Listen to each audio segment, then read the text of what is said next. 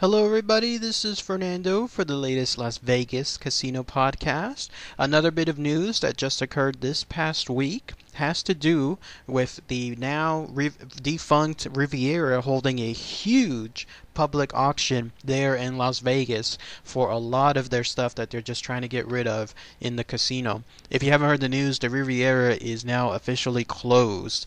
This was a casino that had been around for decades, a long, long time. I think it was almost like, what, 60 years, somewhere around there. It was one of the earliest casinos there in Las Vegas, and it's being demolished so that way a whole new convention center can be built there.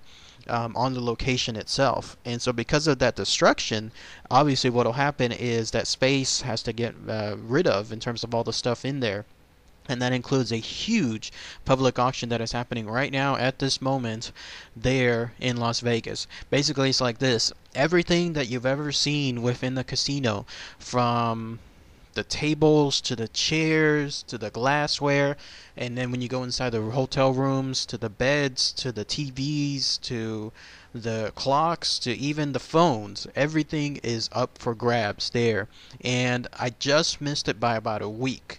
Last when I was in Vegas, I was disappointed to hear that the auction was going to start a week after I had left. So it's too bad, so sad for me. I'm not able to get anything official from the Riviera. But in some cases, I'm kind of glad, because in looking at some of the lines and in looking at some of the details of the auction, people are there by the boatload. I mean, we're talking about lines that have stretched apparently upwards of 20 blocks, if that's right. 20 blocks of cars in terms of length, and then also when it comes to the line of people walking in, people are saying that it's taken over 3 hours to get in to the Riviera for the auction. Obviously, everybody is there to try to get some of the more premiered, most wanted stuff, like the TVs, probably some of the furniture, and then finally, later on, when all the crowds die down, is because all the stuff that nobody wants is going to be left over. But the auction started on Thursday, May 14th, and if you're there in Las Vegas and you want to have an official piece of history in terms of something involving casino property in your possession for your home or maybe your office, then you have up until mid-June to do so. There's no cutoff date, like an official date in mid-June, because it seems like anything involving this auction, it'll go as long as it can, I guess, until everything sells out.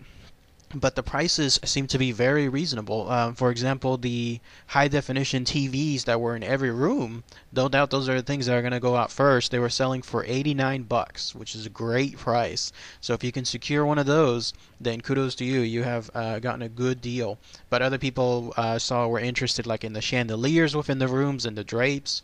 Those are being sold. The office phones that I was talking about, some people are getting the telephone phones within each room for their offices, kind of like as a nice way of memorabilia. I personally would have probably gotten something along the lines of like a desk lamp or something like that, because how cool would that have been to have something like that in my place. But I've included a link below that showcases information about the liquidation auction that's happening right now. Check it out when you have a chance, and if you're there in Las Vegas between now and mid-June, this is your chance. You can definitely have some kind of history for yourself to keep in your house. So, alright everybody, thanks again as always. Take care.